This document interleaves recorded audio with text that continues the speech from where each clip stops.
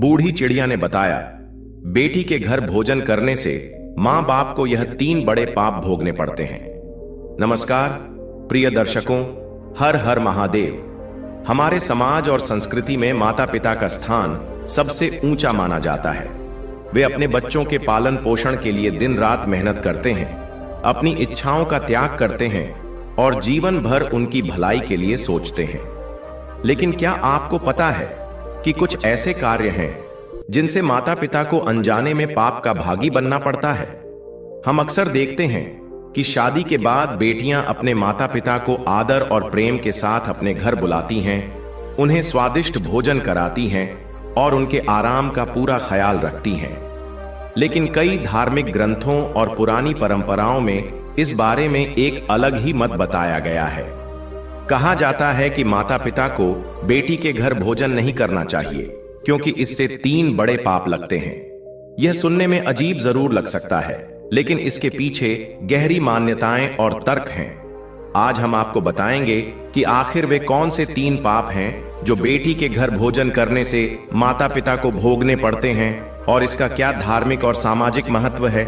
साथ ही हम इस पर भी चर्चा करेंगे कि क्या ये मान्यताएं आज के समय में भी प्रासंगिक हैं या नहीं।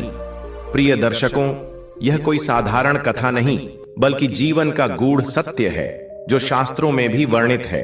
जैसे गरुड़ पुराण में कहा गया है कि जो भी कथा या शिक्षा अधूरी छोड़ी जाती है वह पाप का कारण बनती है। इसलिए इस कथा को अंत तक अवश्य सुनें। यदि आप एक सच्चे सनातनी हैं और भगवान श्री राम में अटूट श्रद्धा रखते हैं तो कृपया अभी वीडियो को लाइक करें, चैनल को सब्सक्राइब करें और कमेंट में जय श्री राम लिखकर अपना समर्थन व्यक्त करें। तो आइए बिना किसी देरी के आरंभ करते हैं आज की प्रेरणादायक कथा। प्रिय दर्शकों, एक अद्वितीय समय था जब स्वर्ण भूमि पर महाराज विक्रम सिंह का शासन था। उस युग में देश में कई प्रांत थे और महाराज विक्रम सिंह ने प्रत्येक प्रांत में एक प्रशासक नियुक्त किया था। ये प्रशासक प्रायः राजा के घनिष्ठ संबंधी होते थे। ऐसा ही एक समृद्ध प्रांत था चंद्रपुर, जहां महाराज विक्रम सिंह ने अपने चचेरे भाई वीरेंद्र सिंह को अधिपति बनाया था। वीरेंद्र सिंह की सहायता के लिए 2 मंत्रीगण नियुक्त थे। विद्याधर, जो एक परोपकारी, विनम्र और सहनशील व्यक्ति था, उसकी सरलता और उत्कृष्ट स्वभाव के कारण लोग उसे अत्यधिक पसंद करते थे। दूसरा मंत्री दामोदर था, जो अत्याचारी और कठोर स्वभाव का व्यक्ति था। उसके निष्ठुर व्यवहार के कारण आम जनता उससे अप्रसन्न रहती थी, यहां तक कि वह अपने सहयोगी विद्याधर से भी ईर्ष्या रखता था। एक दिन वीरेंद्र सिंह ने विद्याधर से कहा, मुझे एक ऐसी सेविका चाहिए जो अत्यंत आकर्षक हो तथा संगीत, वादन और अन्य कलाओं में प्रवीण हो। यह सुनते ही दामोदर तत्परता से बोला, ऐसी सेविका तो 1 लाख स्वर्ण मुद्राओं से कम में नहीं मिलेगी।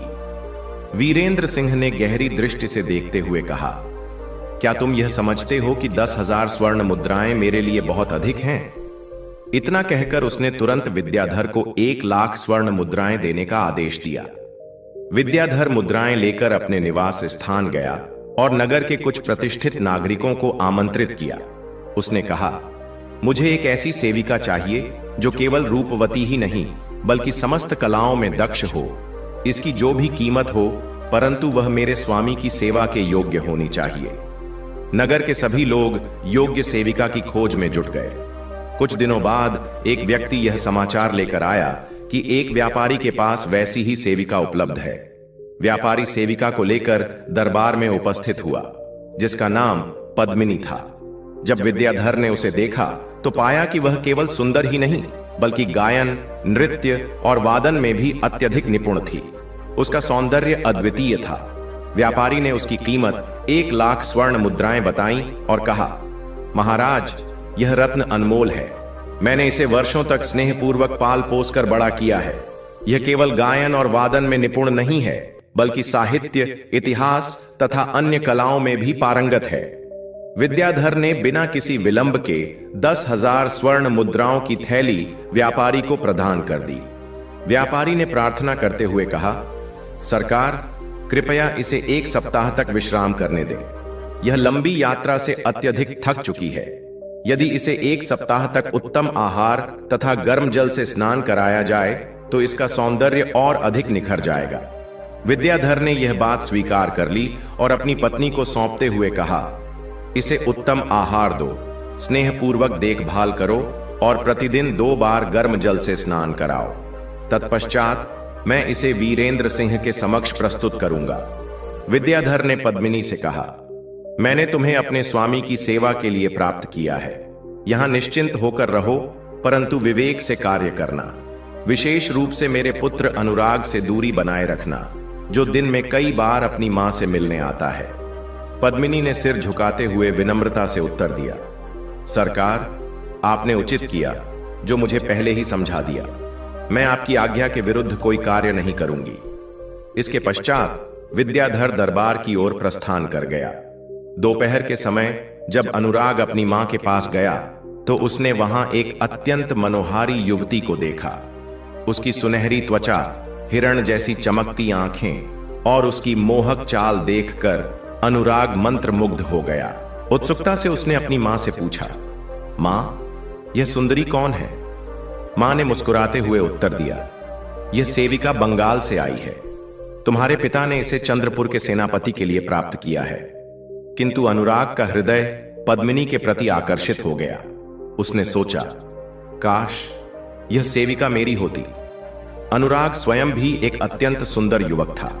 पद्मिनी ने भी जब उसे देखा तो मन ही मन प्रार्थना करने लगी, हे प्रभु, कोई चमत्कार हो जाए जिससे मैं सेनापति की जगह इस युवक के साथ रह सकूं। अब अनुराग बार बार अपनी मां के पास आने लगा और पद्मिनी से नेत्रों ही नेत्रों में वार्तालाप करने लगा। पद्मिनी भी अपनी भावनाएं अधिक समय तक छिपा नहीं सकी। उसकी आंखों में प्रेम का संदेश था, जो बिना शब्दों के ही सब कुछ व्यक्त कर रहा था। किंतु यह मौन संवाद अधिक दिनों तक छिपा नहीं रह सकता था। अनुराग की माता ने यह सब देख लिया और उसने अपने पुत्र से कहा, पुत्र, अब तुम युवावस्था में प्रवेश कर चुके हो। भगवान की कृपा से तुम में उत्तम गुण हैं। तुम्हें स्त्रियों के बीच अधिक समय नहीं बिताना चाहिए। भोजन के पश्चात बाहर जाकर अपने मित्रों के साथ समय व्यतीत करो। अनुराग ने अनिच्छा से यह बात स्वीकार कर ली।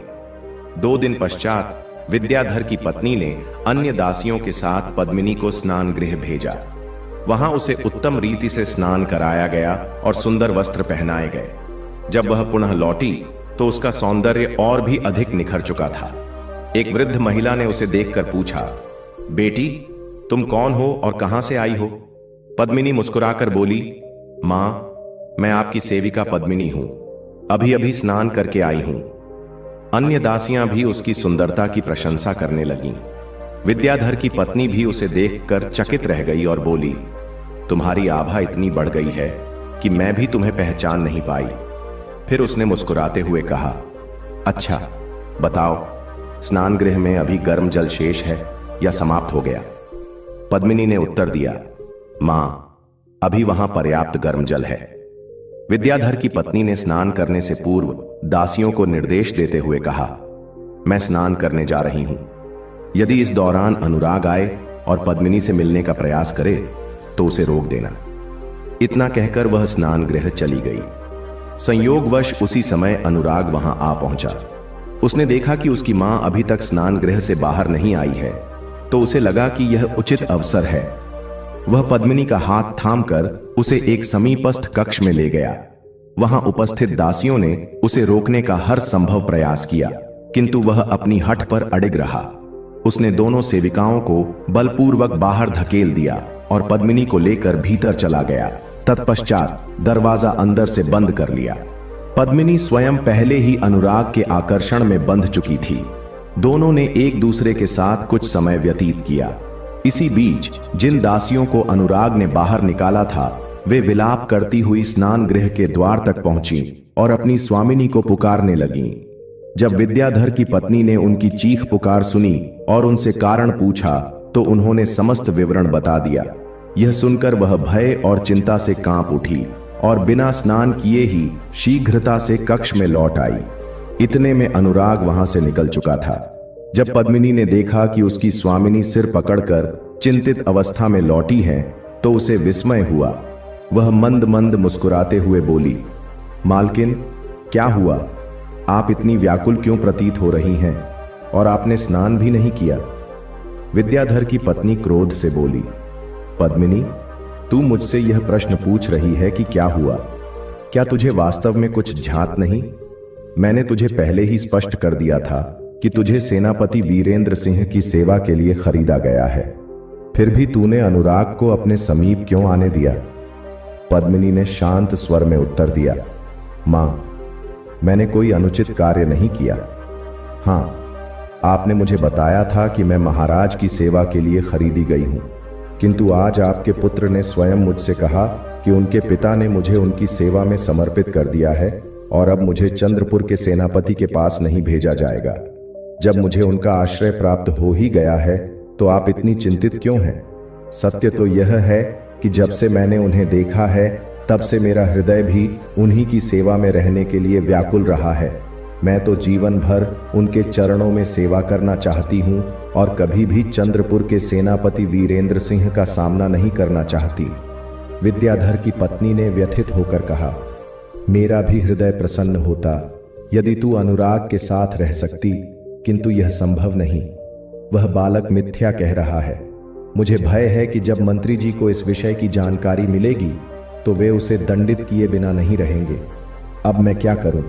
मेरा मन अत्यधिक व्याकुल हो रहा है। इसी बीच मंत्री स्वयं वहां आ पहुंचे और अपनी पत्नी को रोते बिलखते देखकर चकित हो उठे। उन्होंने अधीरता से पूछा, भाग्यवान, यह क्या हुआ? तुम इतनी चिंतित क्यों हो? कौन सा अनर्थ हो गया? पत्नी ने दुखभरे स्वर में उत्तर दिया, सत्य छिपाने का कोई औचित्य नहीं। जब मैं स्नान गृह में गई थी तभी तुम्हारे प्रिय पुत्र ने इस सेविका से कह दिया कि वह अब उसकी सेवा में है। क्या यह सत्य है? यह सुनते ही विद्याधर ने अपने सिर पर हाथ रख लिया और व्याकुल होकर बोले, इस अयोग्य पुत्र ने हम सभी को संकट में डाल दिया है। सेनापति वीरेंद्र सिंह के लिए खरीदी गई सेविका, जिसे संपूर्ण आदर और सम्मान के साथ रखा जाना चाहिए था, उसे इसने भ्रष्ट कर दिया। मेरी वर्षों की प्रतिष्ठा धूल में मिल गई। यह केवल अपमान की बात नहीं है, बल्कि यदि सेनापति को यह झात हो गया तो वे मुझे भी दंड देंगे और इस दुर्भाग्यशाली अनुराग को भी। पत्नी ने धीरे से कहा, स्वामी, जो हो चुका है उस पर पछताने से कोई लाभ नहीं। हमें अब आगे का उपाय सोचना चाहिए। मैं अपने समस्त आभूषण उतार देती हूं। इन्हें बेचकर 1,00,000 स्वर्ण मुद्राएं प्राप्त हो जाएंगी। आप बस नगर के दलालों को पुनः बुलाइए और उन्हें एक नई गुणवान सेविका खोजने का आदेश दीजिए, जिससे हम महाराज को दिए गए वचन को निभा सकें। विद्याधर ने क्रोधित होकर कहा, क्या तुम्हें लगता है कि मैं केवल 1,00,000 स्वर्ण मुद्राओं के लिए चिंतित हूं? मैं इस बात से अधिक चिंतित हूं कि मेरी मान सम्मान पर संकट आ खड़ा हुआ है। दामोदर निश्चय ही महाराज के पास जाकर कहेगा कि मैंने जो सेविका महाराज के लिए खरीदी थी उसे अपने पुत्र को दे दिया। पत्नी ने संयम से कहा, स्वामी, दामोदर निसंदेह तुम्हारा शत्रु है, किंतु हमारे गृह में क्या हो रहा है यह उसे कैसे झांत होगा? यदि कोई चुगली भी करता है तो आप महाराज से कह सकते हैं कि सेविका को जांचने के बाद हमें लगा कि वह उनकी सेवा के योग्य नहीं थी, इसलिए हमने उसे स्वीकार नहीं किया। इससे दामोदर की कोई भी शिकायत प्रभावी नहीं होगी। आप शांति से पुनः दलालों को बुलाइए और एक नई सेविका की व्यवस्था कर लीजिए। पत्नी की बात सुनकर विद्याधर का क्रोध कुछ कम हुआ, किंतु वह अभी भी अनुराग को क्षमा नहीं कर पा रहा था। अब अनुराग अपने पिता की दृष्टि से बचते हुए रात्रि में महल में आता और भोर होने से पूर्व ही चुपचाप निकल जाता। फिर भी उसकी माता के हृदय में सदैव भय बना रहता कि यदि उसके पिता ने उसे पकड़ लिया तो उनका क्रोध पुनः प्रज्वलित हो जाएगा और वे उसे दंड देंगे। एक दिन माता ने अपने पति से पूछा, यदि तुम्हें अवसर मिले तो क्या करोगे? पति ने कठोर स्वर में उत्तर दिया, यदि मुझे अवसर मिला तो मैं इस अपराध के लिए उसे अवश्य दंड दूंगा। माता ने स्नेहपूर्वक समझाते हुए कहा, स्वामी, वह तुम्हारा एकमात्र संतान है। युवावस्था में मनुष्य से भूल हो जाती है, परंतु ऐसी गलती भी नहीं होनी चाहिए कि उसे अपने कर्मों का आभास न हो।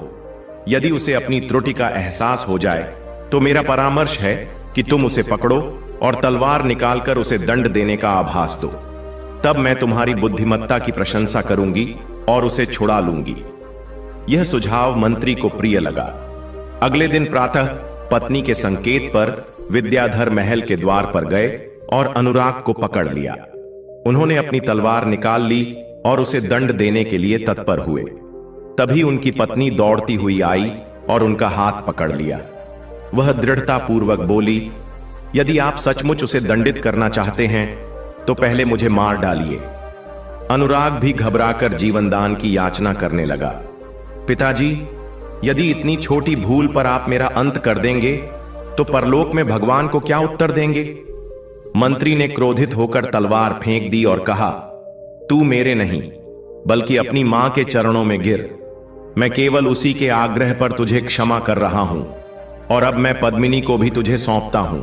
पर ध्यान रखना कि उसके साथ पत्नी जैसा व्यवहार करना, सेविका जैसा नहीं, और किसी भी स्थिति में उसे भविष्य में किसी और को मत सौंपना। इसके बाद अनुराग उल्लासपूर्वक पद्मिनी के साथ रहने लगा और मंत्री भी उन दोनों के प्रेम को देखकर संतोषपूर्वक जीवन व्यतीत करने लगे। अंततः मंत्री ने महाराज वीरेंद्र सिंह के समक्ष वही तर्क प्रस्तुत किया जो उनकी पत्नी ने सुझाया था। इस प्रकार समय तीव्र गति से आगे बढ़ता गया और देखते ही देखते 1 वर्ष व्यतीत हो गया। एक दिन मंत्री गर्म जल से स्नान कर रहे थे, तभी अचानक कुछ ऐसा हुआ कि वे बीच में ही बाहर निकल आए। गर्मी से अचानक ठंड में आने के कारण वे अस्वस्थ हो गए और उनकी हालत लगातार बिगड़ने लगी। वैद्य और हकीमों ने उनकी चिकित्सा करने से इनकार कर दिया।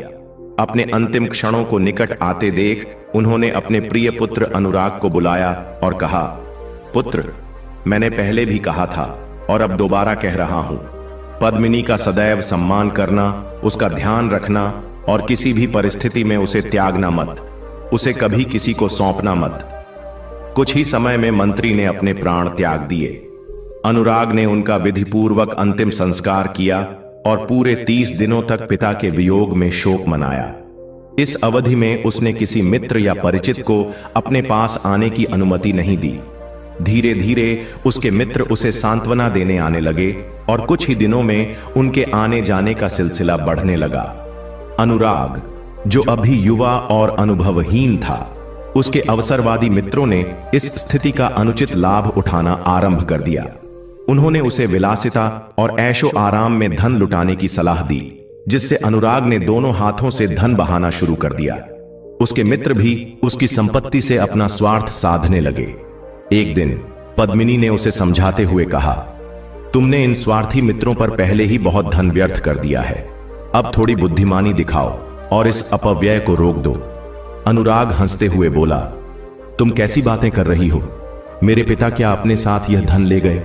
और वैसे भी मैं भी यह संपत्ति अपने साथ नहीं ले जा सकता, तो क्यों ना मैं इसका उपयोग जीवन के आनंद के लिए करूं। कुछ ही दिनों बाद उसका गृह प्रबंधक उसके पास आया और खाता खोलकर उसे संपूर्ण आर्थिक स्थिति बताई। उसने गंभीर स्वर में कहा, स्वामी, आपने बहुत कम समय में अत्यधिक धन व्यय कर दिया है। आपके वफादार सेवक इस बर्बादी को सहन नहीं कर पा रहे हैं। उनमें से कई तो नौकरी छोड़कर चले गए हैं। यदि यही स्थिति बनी रही तो मैं भी आपकी सेवा नहीं कर पाऊंगा।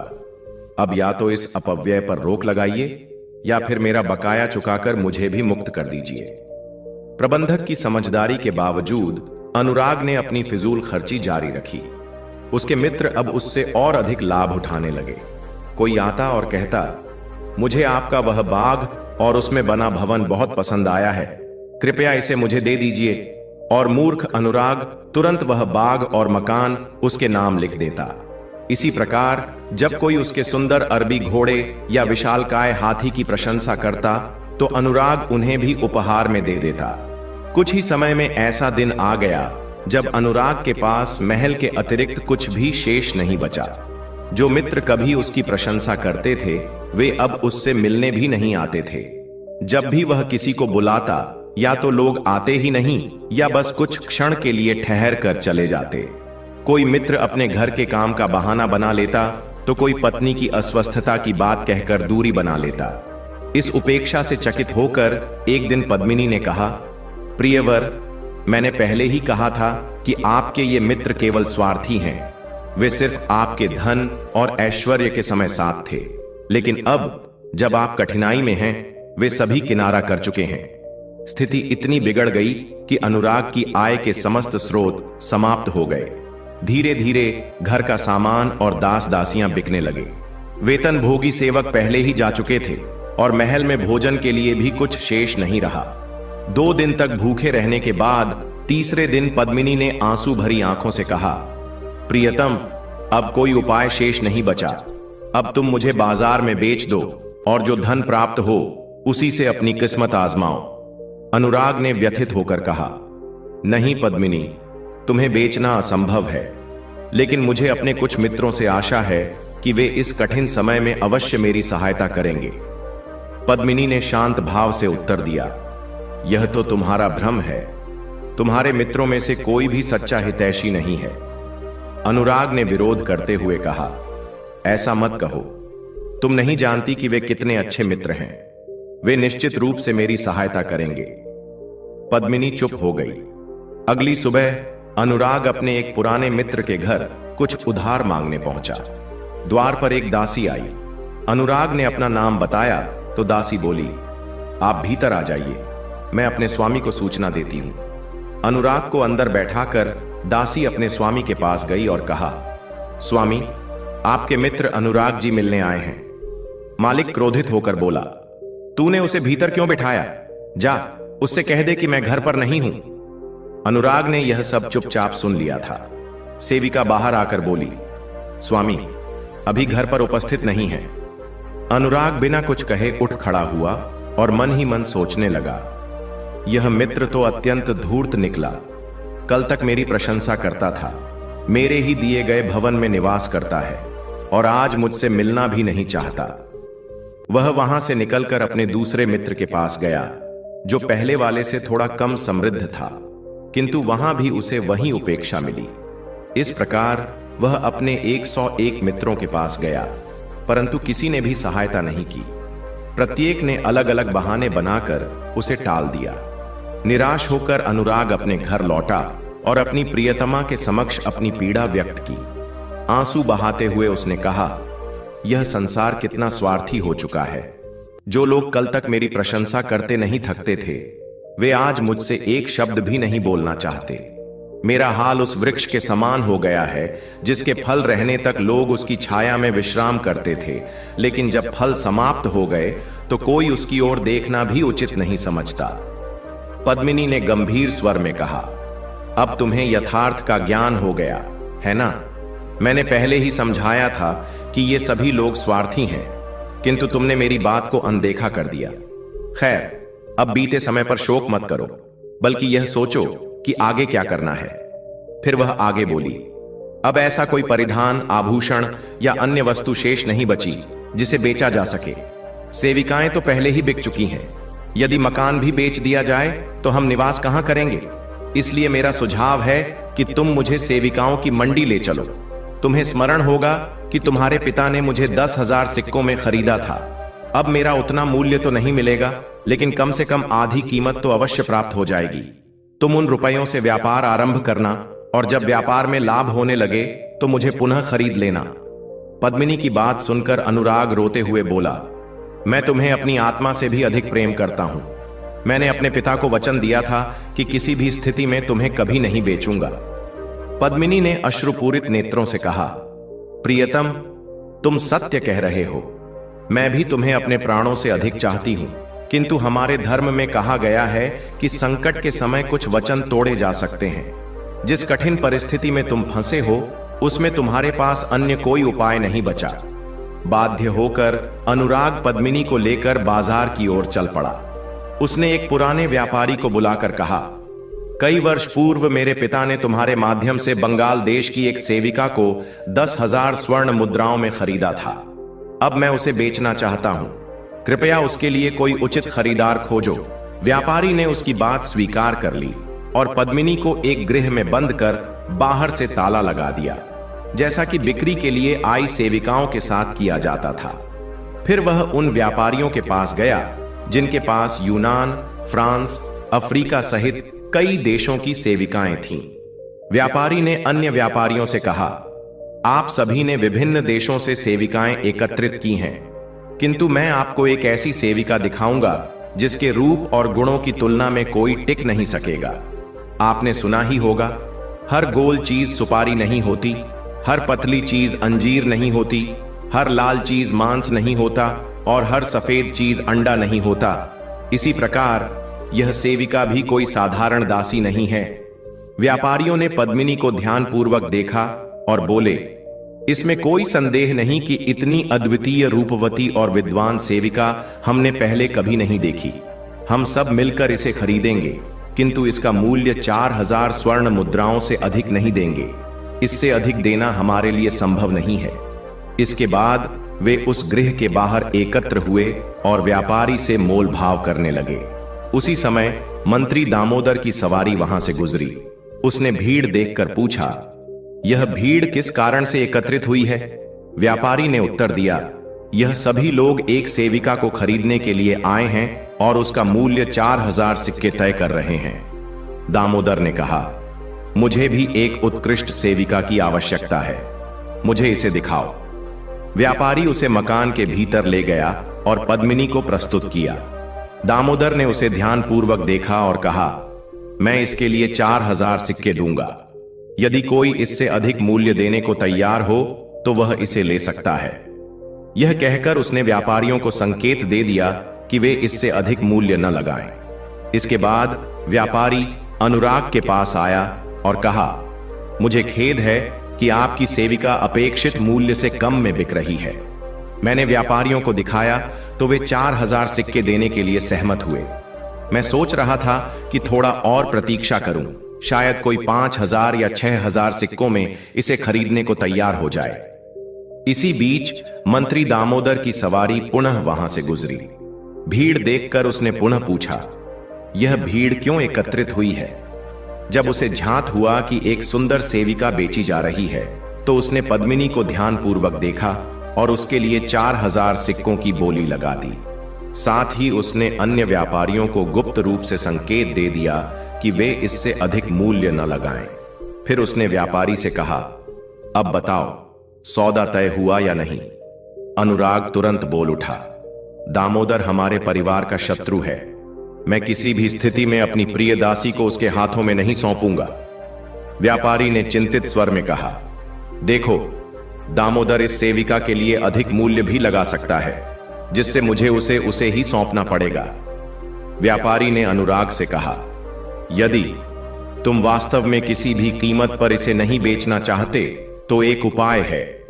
जब मैं पद्मिनी को मंत्री के हवाले करने लगूं, तब तुम तुरंत आगे बढ़कर उसके गाल पर हल्का थप्पड़ मारते हुए उसे अपनी ओर खींच लेना और यह कह देना कि मुझे इस सेविका पर क्रोध आ गया था, इसलिए मैंने संकल्प लिया था कि इसे बाजार में खड़े खड़े बेच दूंगा। अब मेरी प्रतिज्ञा पूर्ण हो गई, इसलिए मैं इसे किसी भी कीमत पर नहीं बेचूंगा। अनुराग को यह उपाय उचित लगा और उसने चुपचाप व्यापारी के पीछे चलना आरंभ कर दिया। जैसे ही व्यापारी पद्मिनी का हाथ दामोदर को सौंपने लगा, अनुराग बीच में आ गया। उसने पद्मिनी का दूसरा हाथ पकड़कर अपनी ओर खींच लिया और उसके चेहरे पर हल्के से 2 थप्पड़ मारते हुए बोला, तू कहां जा रही है? मैंने कहा था कि यदि तू उद्दंडता करेगी और मेरी आज्ञा का उल्लंघन करेगी तो तुझे बेच दूंगा।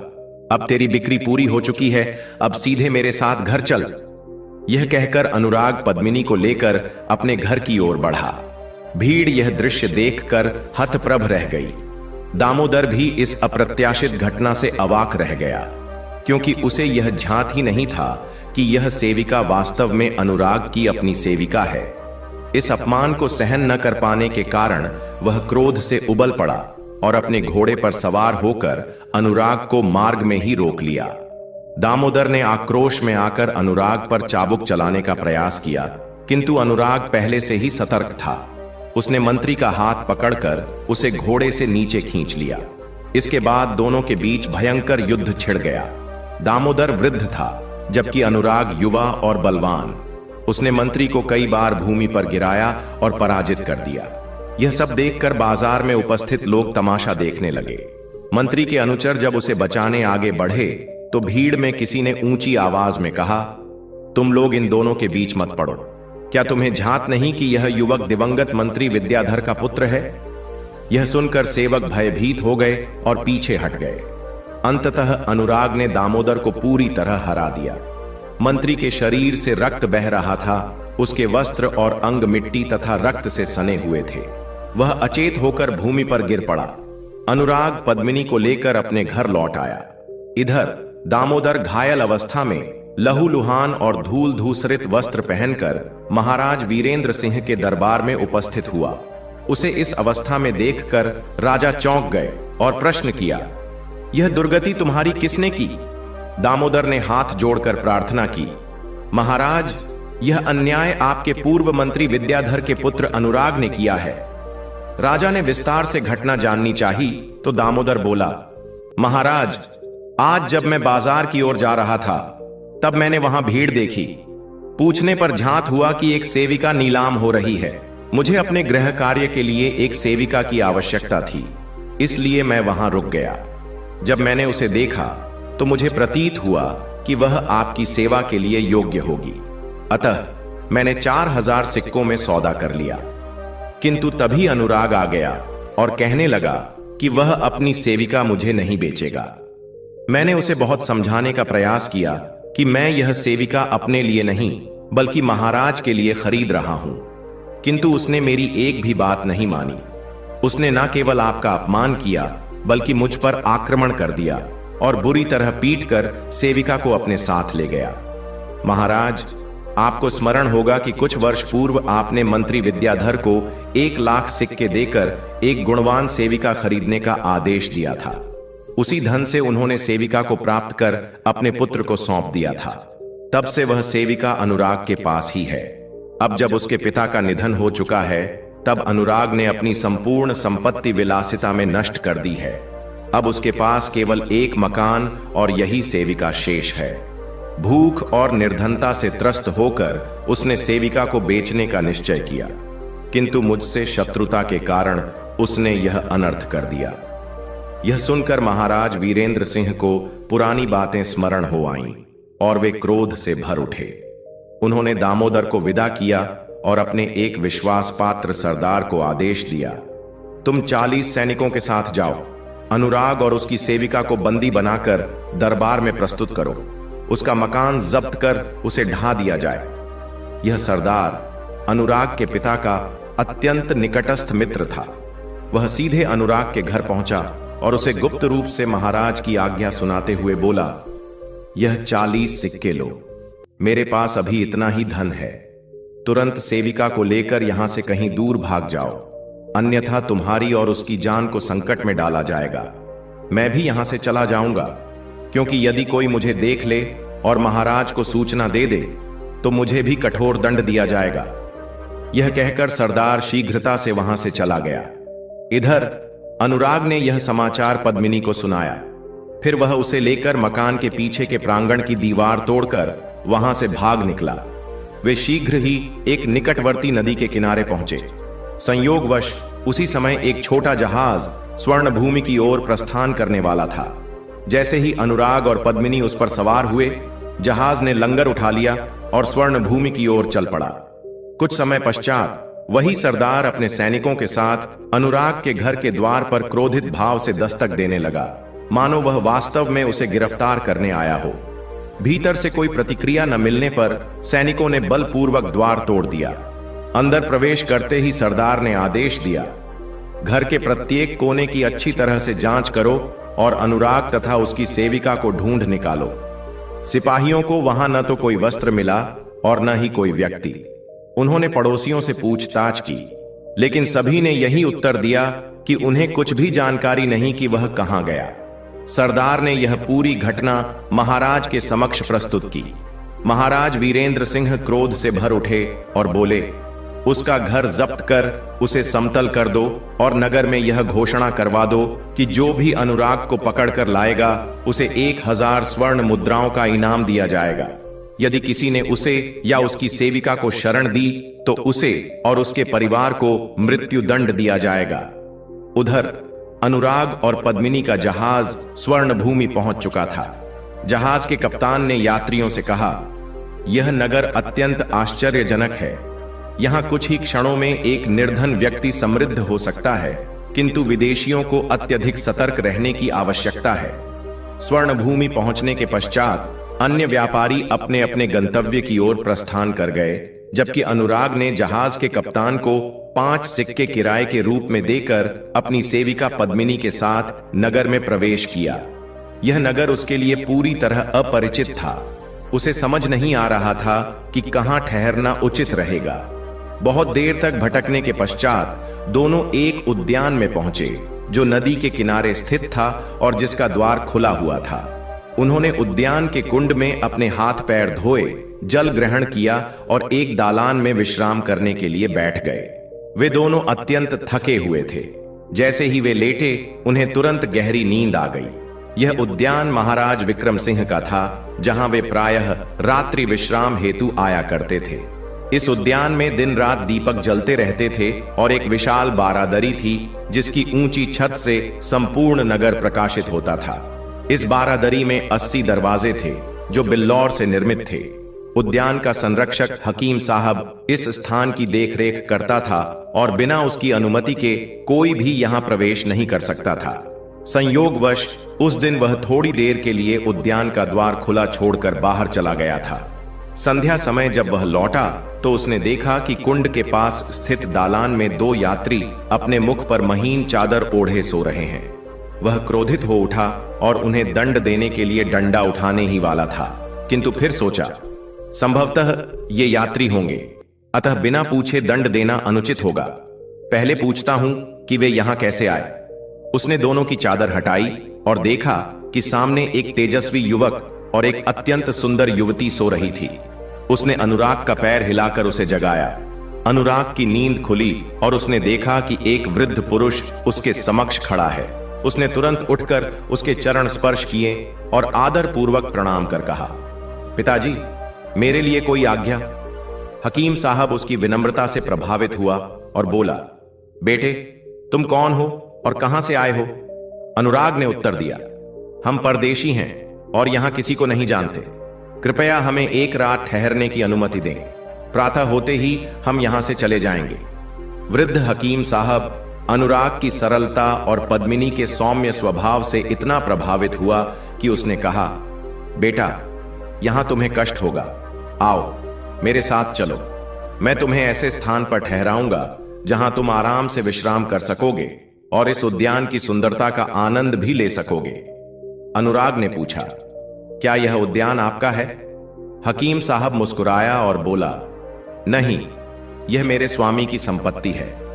फिर उसने उद्यान में स्थित एक भव्य भवन की ओर संकेत किया और कहा, यह स्थान विश्राम हेतु सर्वोत्तम रहेगा। यहां से संपूर्ण उद्यान का दृश्य भी स्पष्ट दिखाई देगा।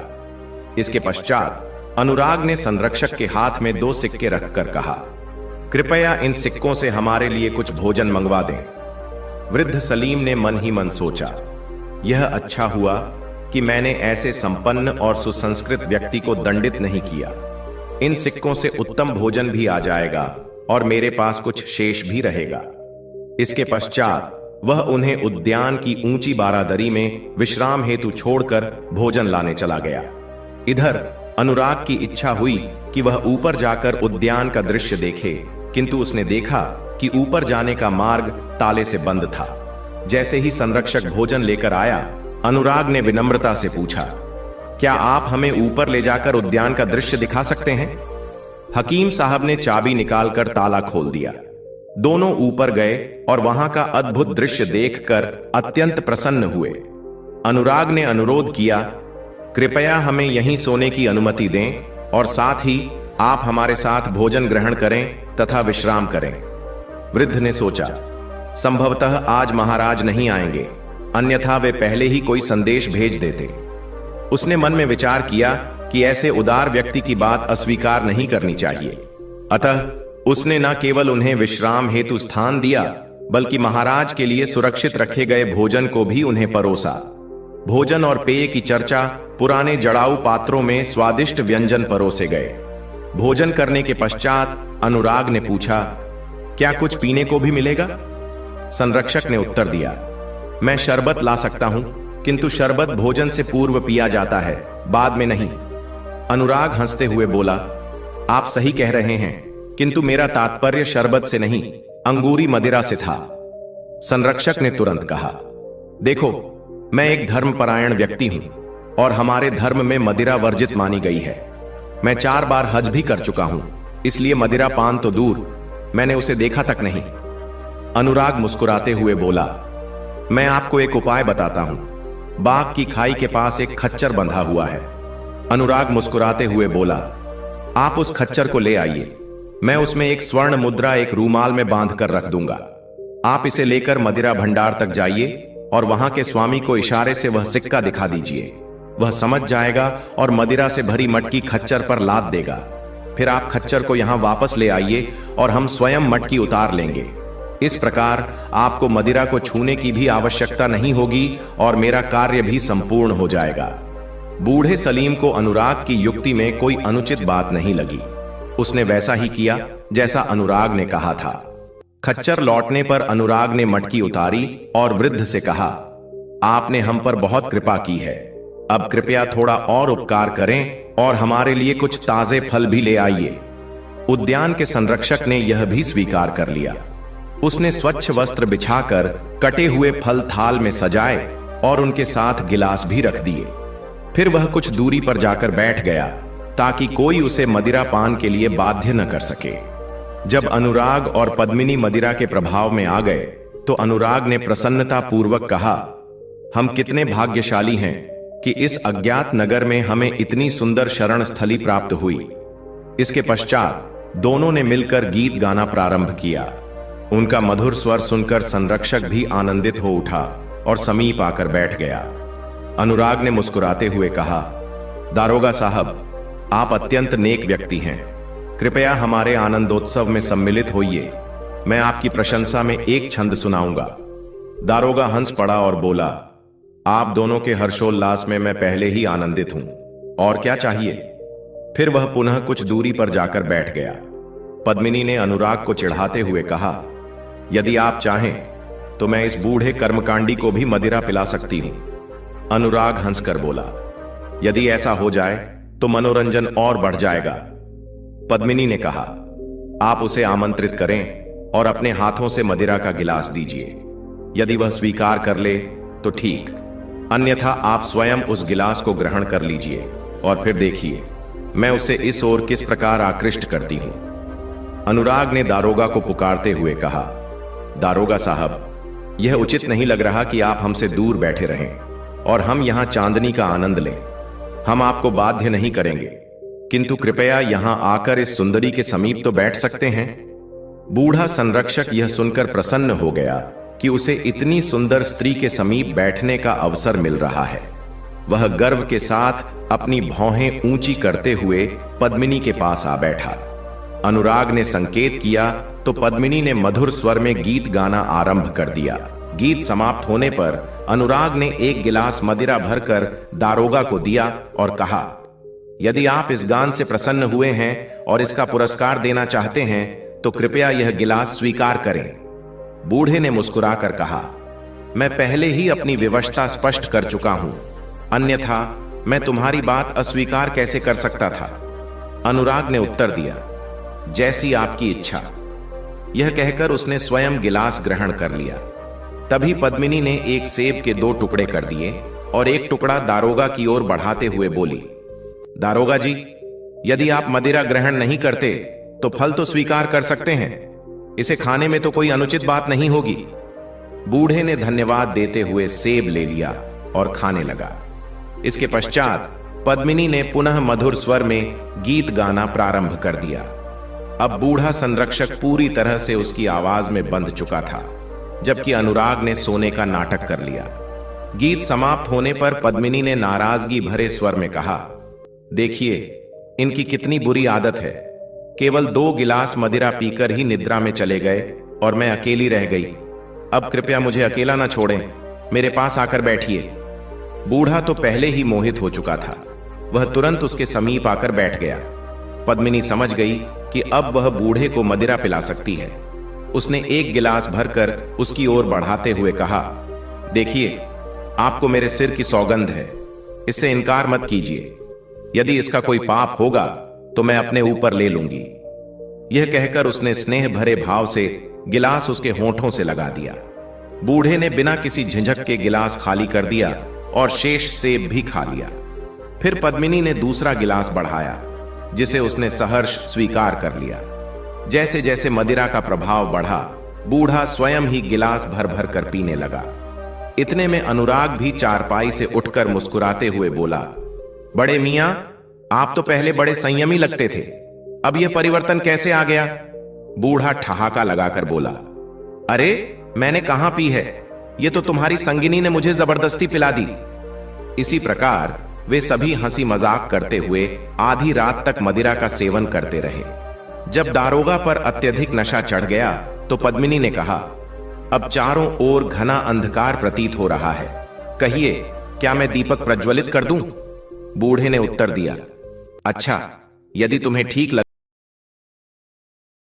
किंतु पद्मिनी ने वहां स्थित सभी दीपक प्रज्वलित कर दिए। बूढ़ा नशे में था और पद्मिनी के रूप सौंदर्य से भी प्रभावित ने लज्जा भरे स्वर में पूछा, तो क्या मैं सीढ़ियों के दीप भी प्रज्वलित कर दूं ताकि किसी? बूढ़ा बिना सोचे समझे झूमता रहा और सहमति में सिर हिलाया। उसी दिन में देर रात तक व्यस्त रहे। आधी रात को उन्होंने विश्राम हेतु उद्यान जाने का निश्चय किया था तो बारादरी में मोमबत्तियों की रोशनी जगमगा रही थी, क्योंकि पद्मिनी ने वहां सभी दीपक। राजा आश्चर्यचकित रह गए और अपने मंत्री वसुदेव से बोले, यह समझ में नहीं आ रहा, फिर बारादरी में इतनी रोशनी किसने करवाई? वसुदेव स्वयं भी भ्रमित था, किंतु इसलिए उसने दारोगा को बचाने के लिए झूठ बोल दिया। संभवतः आज दारोगा ने राजा को यह उत्तर स्वीकार्य नहीं लगा, इसलिए उन्होंने एक योजना बनाई। उन्होंने साधारण नाग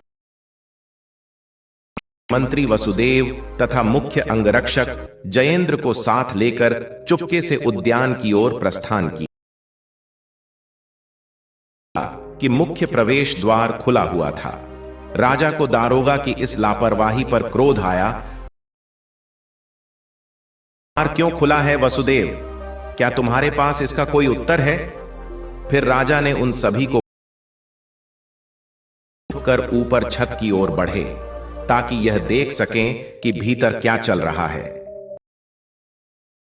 युवक के साथ एक अनुपम रूपवती स्त्री बैठी थी और बूढ़ा दारोगा मदिरा का गिलास था। हे परम सुंदरी, मैंने अभी तक तुम्हारा गायन पूरी तरह से नहीं सुना, कृपया बाद मैं भी तुम्हारे लिए गाऊंगा। किंतु वह स्त्री गाने के स्थान पर बेसुरे स्वर में कुछ गाने कि उसे गायन का ज्ञान नहीं था और वह केवल प्रयास कर रही थी। यह देखकर राजा को अत्यंत सोचा, इस दारोगा को क्या हो गया? यह तो अत्यंत संयमी और ईमानदार व्यक्ति था। मंत्री वसुदेव को संकेत किया, देखो यहां क्या चल रहा है। फिर राजा बोले, यदि यह स्त्री अच्छा गाती है तो मैं इसे क्षमा कर दूंगा। वे दोनों छुपकर सुनने लगे। कुछ ऐसा गाओ कि मन प्रसन्न हो जाए। पद्मिनी ने उत्तर दिया, यदि यहां कोई बांसुरी होती सुनना चाहते हैं, यदि संभव हो तो कोई बांसुरी ले आइए। बूढ़ा झूमते झूमते अपनी बांसुरी निकाल लाया। जैसे ही पद्मिनी ने बांसुरी बजाना आरंभ किया, राजा ने मंत्री से कहा, कितनी उत्कृष्ट बांसुरी बजाती है, इसी कारण मैंने इसे और इसके साथी को क्षमा कर दिया। किंतु बूढ़े दारोगा का यह दर्शाता है और इसकी जिम्मेदारी तुम्हारी भी बनती है, अतः तुम्हें दंड दिया जाएगा।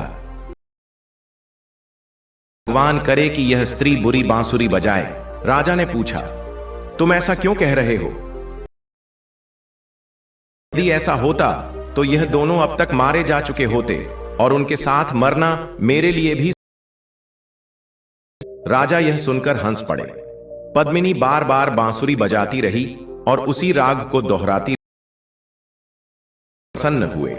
चूंकि वे स्वयं संगीत प्रेमी थे, इसलिए उन्हें यह अत्यंत रुचिकर लगा। न आ जाए, इस भय से मंत्री चुपचाप नीचे उतर आया और बोला, भाई, यह में अद्वितीय है। हमारे दरबारी गायक विश्व प्रसिद्ध हैं, किंतु इसके सामने वे भी चाहता हूं कि पास जाकर इसका संगीत सुनूं, किंतु मुझे समझ नहीं आ रहा कि यह कैसे संभव होगा। यदि आप इनके सामने गए तो दारोगा आपको इन साधारण वस्त्रों में भी पहचान लेगा और भय से यह दोनों भी आपके भय के कारण गाना बंद कर देंगे। राजा ने कुछ सोचकर कहा, मैं रुको, मैं बाहर जा रहा हूं, मेरे लौटने तक प्रतीक्षा करना। राजा उद्यान से बाहर निकल भी उन्होंने देखा कि एक मछुआरा 4-5 बड़ी मछलियां लेकर नदी की ओर जा रहा था। डरो मत, मैं तुम्हें अच्छा इनाम दूंगा, बस मेरे वस्त्र पहन लो और अपने वस्त्र मुझे दे दो। फिर चुपचाप वैसा ही किया। राजा ने मछुआरे के वस्त्र धारण कर लिए और 2 बड़ी मछलियां लेकर पुनः उद्यान। वसुदेव और जयेंद्र ने राजा को इस नए रूप में देखा तो वे भी पहचान नहीं पाए। मंत्री ने समझा है जो कुछ इनाम लेने आया है। मंत्री ने संकोच पूर्वक कहा, तुम शील खिलाकर हंस पड़े और बोले, जब तुम मुझे इस वेश में नहीं पहचान पाए तो कोई और भी। मंत्री ने उत्तर दिया, आप सही कह रहे हैं महाराज, अब बिना किसी झिझक के बारादरी की सुनिए। राजा मछुआरे के वेश में 2 मछलियां लेकर ऊपर पहुंचे और द्वार खटखटा। कौन है? राजा ने अत्यंत झुककर प्रणाम करते हुए कहा, मालिक, मैंने सुना है कि आपने अपने मित्रों के लिए दावत रखी है, इसलिए आपकी सेवा में 2 उत्तम मछलियां लेकर आया हूं। उचित सत्कार कर सकें। दारोगा नशे में था, उसने राजा को पहचान नहीं पाया और बोला, जो इस तरह रात में घूम रहा है। फिर उसने कहा, अच्छा, आओ और दिखाओ कि क्या लाए हो। दारोगा को सौंप दी। पद्मिनी को वे बहुत पसंद आई। उसने दारोगा से कहा, यदि इन्हें भून। दारोगा ने तुरंत आदेश दिया, प्रभाकर, तुरंत बावर्ची खाने में जाओ और इन मछलियों को भून। बहुत अच्छा सरकार। राजा नीचे आए और वसुदेव तथा जयेंद्र से बोले के भूने। वसुदेव, जो पाक कला में निपुण था, तीनों को लेकर रसोई घर गया। उन्होंने तेल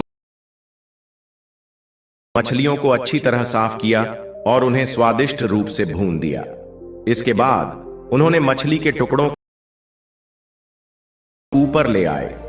तीनों ने अत्यंत स्वाद लेकर मछलियों का सेवन किया, क्योंकि वसुदेव से तैयार किया था। पद्मिनी ने आनंद पूर्वक कहा, सच कहूं तो मैं कभी नहीं खाई। अनुराग को भी मछलियों का स्वाद अत्यंत भाया। हृदय और भी प्रसन्न हो गया।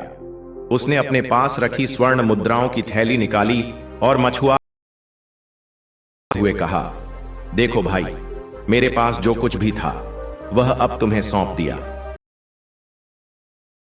आते जब मैं सच में इनाम देने की स्थिति में था, तब तुम देखते कि मैं कितनी उदारता से इनाम चाहे उसी में संतुष्ट हो जाओ। राजा ने थैली खोली तो देखा कि उसमें 24 स्वर्ण मुद्राएं रह गए कि कोई इतनी उदारता कैसे दिखा सकता है कि केवल पकी हुई मछलियों के बदले में 24 सिक्के दे। मालिक, भगवान आपको अनंत युगों तक सुख और समृद्धि प्रदान करे। मैंने अपने पूरे देखा। यदि आप बुरा न माने तो मैं एक विनती करना चाहता हूं। मैंने आपकी देखा है और ऐसा प्रतीत होता है कि उन्हें इस कला का अत्यधिक शौक है। मुझे भी संगीत सुन आप अनुमति दें तो मैं कुछ क्षण यहां बैठकर उनकी वादन कला देख लूं और फिर आशीर्वाद लेकर अपने समय अत्यंत उदार मनोदशा में था। उसने पद्मिनी से कहा, चलो इस बेचारे को भी कुछ सुनने दो, मिलता होगा। पद्मिनी पर मदिरा का प्रभाव था और स्वादिष्ट भोजन ग्रहण करने के बाद वह अत्यंत, अब मैं अपना संपूर्ण कौशल दिखाऊंगी। उसने बांसुरी उठाई और इतनी कुशलता से भी त्रुटि नहीं थी। राजा ने उसकी कला की अत्यधिक प्रशंसा की। इसके पश्चात आना प्रारंभ किया। राजा ने पूरे मन से उसकी सराहना करते हुए कहा, मालिक, प्रतिभाशाली महिला कभी नहीं देखी। इसमें संगीत की विलक्षण निपुणता है और इसकी वाणी को, ऐसा प्रतिभाशाली व्यक्ति संसार में अत्यंत दुर्लभ है। आप वास्तव में सौभाग्यशाली हैं। हुई है। अनुराग की आदत थी कि यदि कोई उसकी किसी वस्तु की अत्यधिक प्रशंसा करता तो सौंप देता। पद्मिनी उसकी सेविका थी, अतः उसने सहजता से कहा, यदि है तो इसे अपने साथ ले जा सकते हो। मैंने इसे आज ही तुम्हें सौंप दिया। तुम तो संगीत के पारखी हो, करोगे। यह सुनकर पद्मिनी के हृदय में गहरी वेदना उत्पन्न हुई। उसने यह सोचकर गहरी स्वामी के स्थान पर एक मछुआरे के साथ जीवन बिताना पड़ेगा। अनुराग उठकर जाने लगा। मालिक, जाने से पहले मेरा एक गीत तो सुन लीजिए। अनुराग रुक गया। विरह गीत गाया जिसका भाव था, मुझे अपने पास ही रखो, मछुआरे के हवाले मत करो। परंतु वह विवश था। वह दिए हुए उपहार को वापस लेने की बात कैसे कर सकता था? क्या यह स्त्री आपकी दासी है? उसके स्वर में गहरी सहानुभूति झलक रही थी। अनुराग ने गहरी सांस खाकर, तुम केवल इतना सुनकर ही चकित हो गए? यदि मेरी पूरी कहानी सुनो। इसके बाद अनुराग ने अपने जीवन की संपूर्ण कथा राजा को सुनाई। मछुआरे के, अब आप कहां जाएंगे और क्या करेंगे? अनुराग ने उत्तर दिया, जो भी भगवान की इच्छा होगी। गंभीर स्वर में कहा, आप कहीं मत जाइए, वापस चंद्रपुर लौट जाइए। मैं वहां के महाराज के लिए इसे वह राजा वीरेंद्र सिंह को सौंप देगा। इससे आपके सभी कष्ट दूर हो जाएंगे। अनुराग, तेरा दिमाग तो ठीक है। राजा और एक साधारण मछुआरे में कितना अंतर है? राजा वीरेंद्र, राजा ने मुस्कुराते हुए कहा, तुम नहीं जानते, राजा वीरेंद्र सिंह मेरा बचपन का मित्र है। लिए बुलाया, परंतु मैंने उसका उपकार लेने के बजाय अपने पारिवारिक कार्यों को प्राथमिकता दी। पत्र लेने को तैयार हो गया। राजा ने कलम और कागज लिया और पत्र लिखा, मैं विक्रम सिंह अपने चचेरे भाई वीरेंद्र सिंह, जो चंद्रपुर का शासक है, को यह आदेश देखते ही मंत्री विद्याधर के पुत्र अनुराग को, जिसके हाथ यह पत्र भेजा जा रहा है, चंद्रपुर गद्दी पर बिठा दो। इस आदेश की अवहेलना नहीं की जानी चाहिए। राजा ने पत्र को बंद किया और वसुदेव को राजसी मुहर लगा दी। फिर वह पत्र अनुराग को सौंप दिया गया। जब राजा मछलियां भूनने गया था कि राजमहल से राजसी वस्त्र लाने के लिए वह पोशाक भी आ चुकी थी। राजा ने आदेश पर प्रतीक्षा करना, और जब मैं दरवाजे पर हाथ मारूं तो तुम सैनिकों के साथ राजसी पोशाक।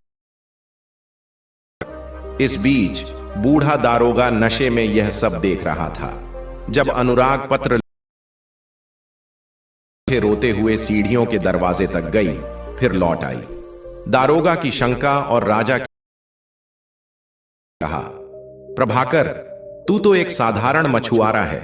तेरी 2 मछलियों की कीमत 2, लेकिन इसके बदले में तूने इतने सिक्के और इतनी सुंदर तथा गुणवान स्त्री प्राप्त कर ली। इसमें से आधा मुझे दे दे, नहीं तो मैं तुझे बड़ी मुसीबत में डाल दूंगा। राजा ने मुस्कुराते हुए पता कि थैली में सिक्के हैं या कुछ और। चलो, जो भी होगा आधा आधा बांट लेंगे की आशा मत रखना। यह अब मेरी संगिनी है और मैं इसे अपने पास ही रखूंगा। अब चाहो तो दारोगा पूरी तरह नशे में था।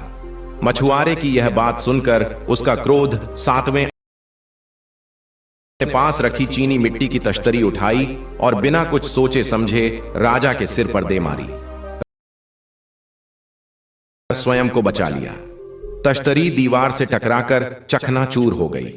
अब दारोगा और कोठरी में गया ताकि वहां से कोई भारी लकड़ी उठाकर मछुआरे को दंड दे सके। इसी बीच राजा ने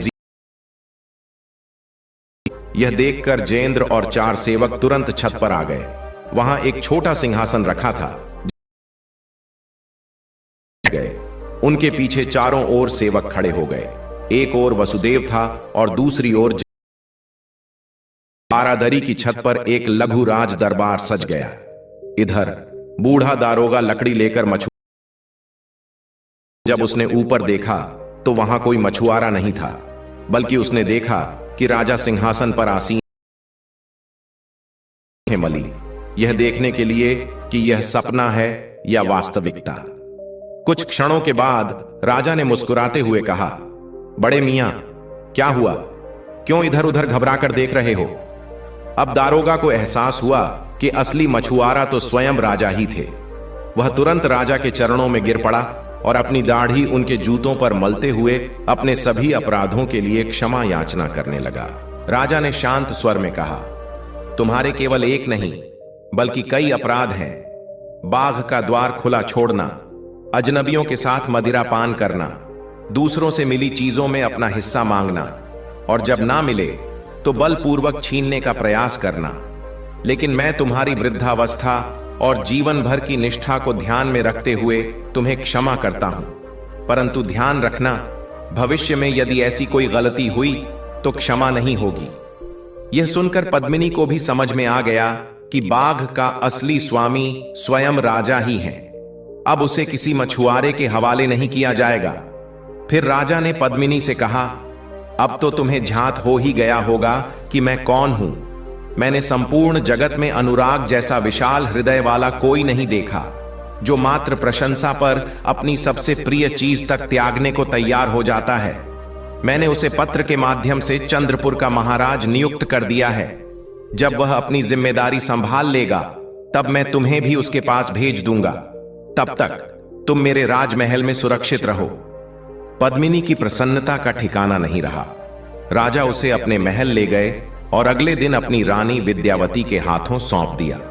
उन्होंने रानी से कहा, इसका पूरा ध्यान रखना, क्योंकि यह चंद्रपुर के नए महाराज अनुराग की धर्मपत्नी है। कुछ दिनों में इसे उसी के पास भेजना है। उधर अनुराग एक जहाज में सवार होकर बिना किसी से मिले महाराज वीरेंद्र सिंह के दरबार में पहुंचा। उस समय वीरेंद्र सिंह मुकद्दमों के निपटारे में व्यस्त थे। अनुराग निडरता से आगे बढ़ा और कहा, आपके पुराने मित्र ने आपके लिए यह पत्र भेजा है। वीरेंद्र सिंह ने पत्र पर नजर डालते ही राजा की हस्तलिपि पहचान ली और श्रद्धा से उसे चूमा।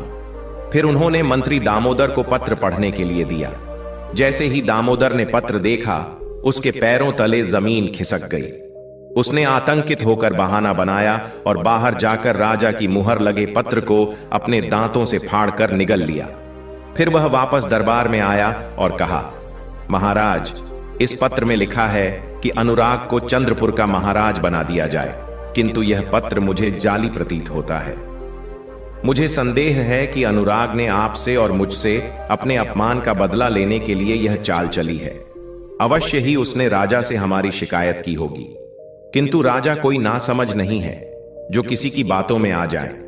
यदि राजा वास्तव में यह पत्र भेजते तो वे मात्र यह लिखते कि इसे दंड न दिया जाए या कोई छोटा पद दिया जाए, परंतु वे एक निष्क्रिय व्यक्ति को चंद्रपुर का राजा कैसे बना सकते हैं। फिर उसने कठोर स्वर में कहा, अब आप अनुराग को मेरे हवाले कर दें। मैं स्वयं जाकर इस पत्र की सत्यता की जांच करूंगा।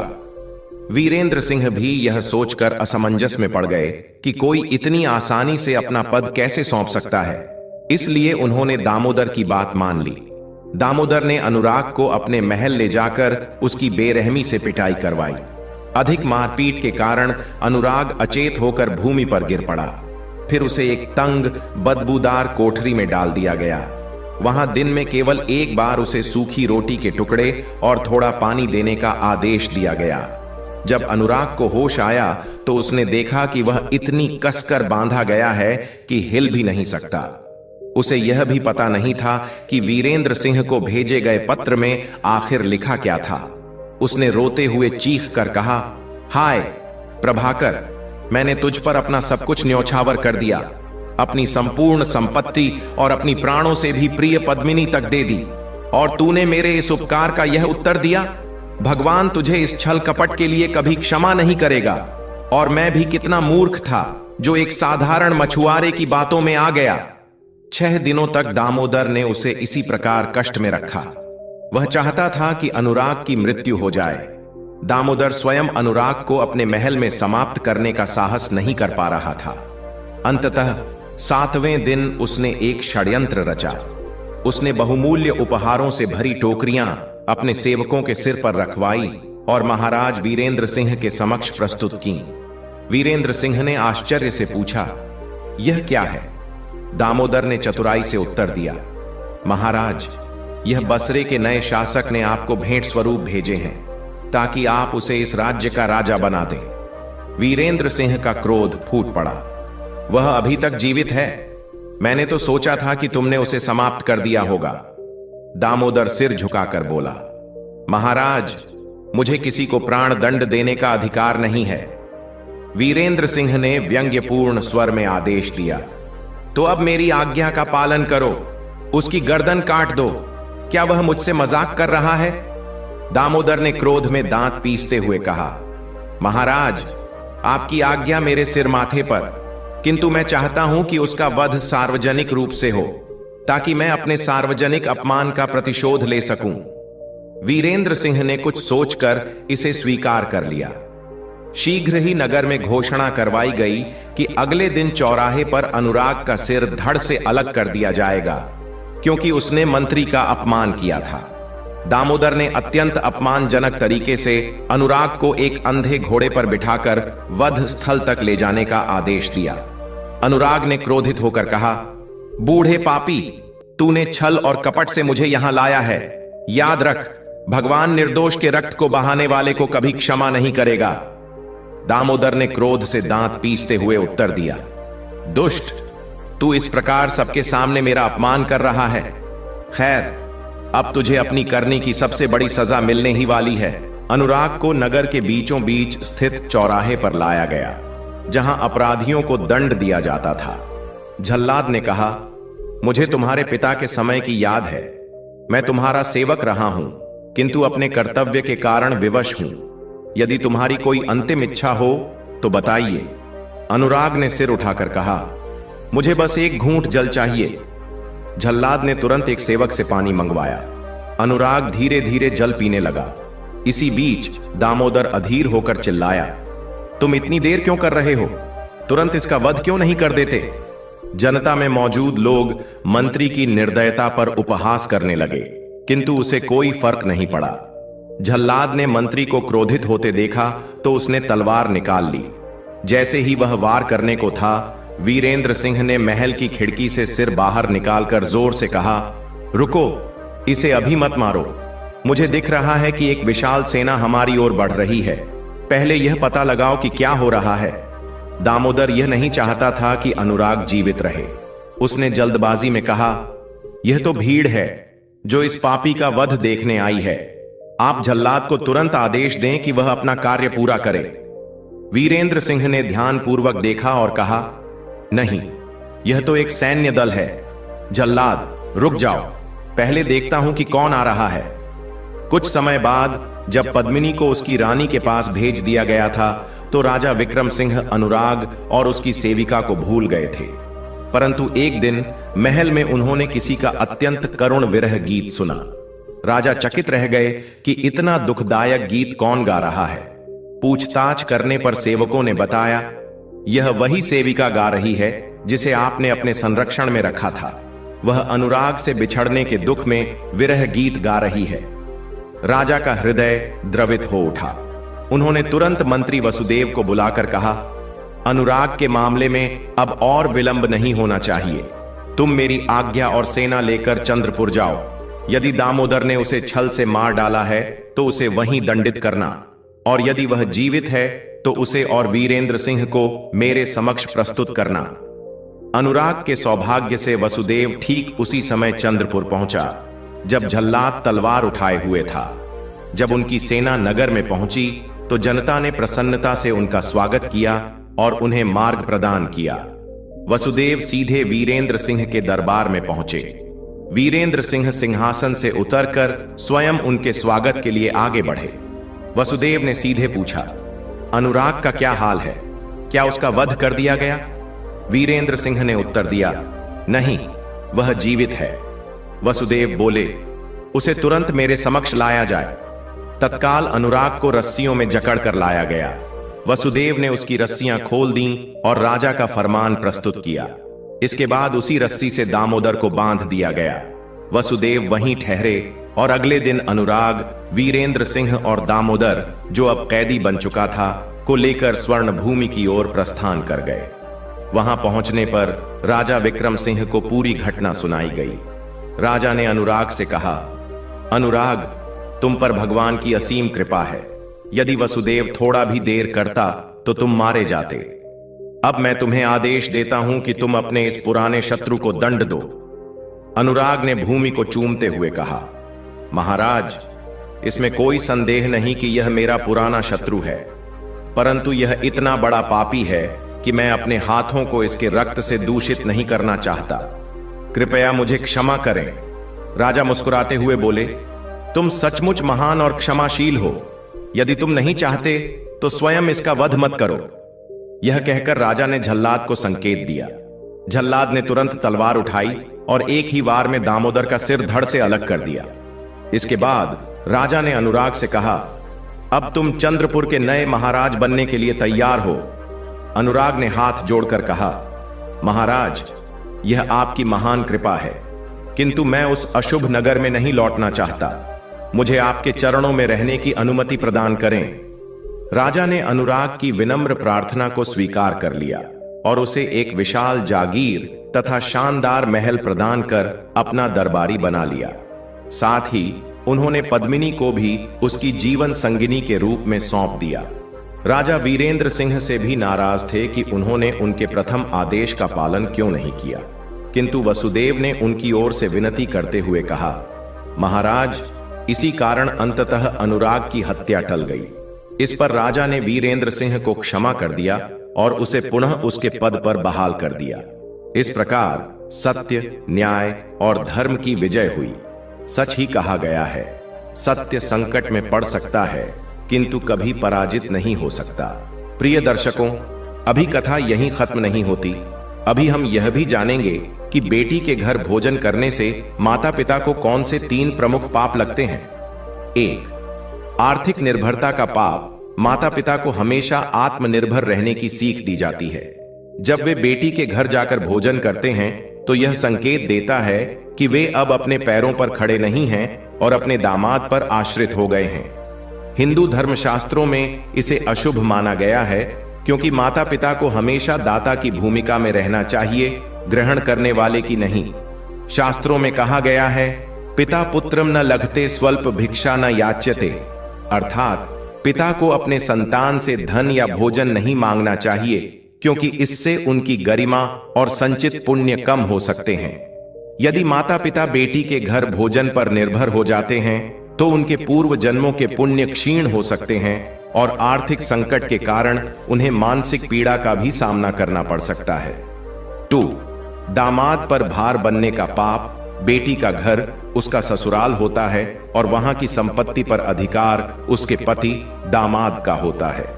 यदि माता पिता बार बार बेटी के घर भोजन करने जाते हैं तो यह संकेत देता है कि वे किसी और के घर की संपत्ति पर निर्भर हो रहे हैं। हिंदू समाज और धर्मशास्त्रों में इसे अनुचित माना गया है। क्योंकि माता पिता को स्वाभिमान और आत्मसम्मान के साथ जीना चाहिए। यदि माता पिता अक्सर दामाद के घर जाकर भोजन करने लगते हैं तो यह बेटी और उसके ससुराल पक्ष में मतभेद और विवाद का कारण बन सकता है। मनुस्मृति में कहा गया है, स्वकर्मणा स्वजीवनम अन्यस्य न भुज्यते, अर्थात मनुष्य को अपने कर्म से ही जीवन यापन करना चाहिए, न कि दूसरों की कमाई पर निर्भर रहना चाहिए। इसलिए बेटी के घर भोजन करना माता पिता के लिए अनुचित माना जाता है, क्योंकि यह उनके स्वाभिमान को ठेस पहुंचा सकता है और समाज में भी असम्मानजनक समझा जाता है। 3. पुण्य नष्ट होने का पाप शास्त्रों में कहा गया है। माता पिता अपनी संतान के लिए देवताओं के समान होते हैं और उनका कर्तव्य है कि वे आशीर्वाद देने वाले बने रहें, न कि किसी से कुछ मांगने वाले। जब माता पिता बेटी के घर भोजन करते हैं तो इसे पुण्य नष्ट करने के समान माना जाता है। कारण बेटी पर माता पिता का आरण होता है और वह जीवन भर उनका कर्ज चुकाने की कोशिश करती है। अगर माता पिता बेटी के घर भोजन करते हैं तो यह उनके द्वारा संचित पुण्यों की हानि का कारण बन सकता है। महाभारत में कहा गया है, माता पिता यथेच्छति तन्मात्रा धर्म उच्यते, अर्थात माता पिता को अपने जीवन के उत्तरार्ध में भी आत्मनिर्भर और गरिमामय जीवन जीना चाहिए, न कि अपनी संतान पर निर्भर होना चाहिए। इसका आध्यात्मिक पक्ष भी यह कहता है कि माता पिता को सदा संतान को देने की आदत डालनी चाहिए, न कि उनसे कुछ ग्रहण करने की। यदि वे बार बार बेटी के घर भोजन करने लगते हैं तो यह उनके लिए आध्यात्मिक पतन का कारण बन सकता है। क्या यह नियम आज भी लागू होते हैं? समाज बदल चुका है और आज की बहुत सी बेटियां अपने माता पिता की पूरी जिम्मेदारी उठाने में सक्षम हैं। कई बार माता पिता अकेले होते हैं और उनके लिए बेटी ही एकमात्र सहारा होती है। ऐसे में यदि माता पिता बेटी के घर भोजन करते हैं तो इसे किसी भी रूप में गलत नहीं माना जाना चाहिए, किंतु इस मान्यता का असली संदेश आत्मनिर्भरता और स्वाभिमान बनाए रखना है। माता पिता को चाहिए कि वे अपनी आर्थिक स्थिति को मजबूत बनाए रखें ताकि उन्हें अपने बच्चों या दामाद पर निर्भर न रहना पड़े। साथ ही रिश्तों में संतुलन बनाए रखना भी आवश्यक है ताकि बेटी और उसके ससुराल पक्ष में कोई अनबन ना हो। बेटी के घर भोजन करने से जुड़ी यह मान्यताएं धार्मिक और सामाजिक संदर्भों में दी गई हैं। हालांकि आज के समय में हर परिवार की परिस्थितियां अलग होती हैं। इस मान्यता का मुख्य उद्देश्य माता पिता को आत्मनिर्भर और स्वाभिमानी बनाना है, न कि उन्हें बेटी से दूर करना। यदि आवश्यकता हो तो बेटी के घर भोजन करना अनुचित नहीं है, लेकिन इसे आदत न बनाया जाए और माता पिता को हमेशा अपने सम्मान और गरिमा को बनाए रखना चाहिए। अगर आपको यह जानकारी अच्छी लगी हो और आप ऐसे ही और भी रोचक और ज्ञानवर्धक वीडियो देखना चाहते हैं तो अभी सब्सक्राइब करें और बेल आइकन दबाएं ताकि आपको हर नई वीडियो की सूचना सबसे पहले मिले। धन्यवाद। फिर मिलेंगे एक नई रोचक और प्रेरणादायक कथा के साथ।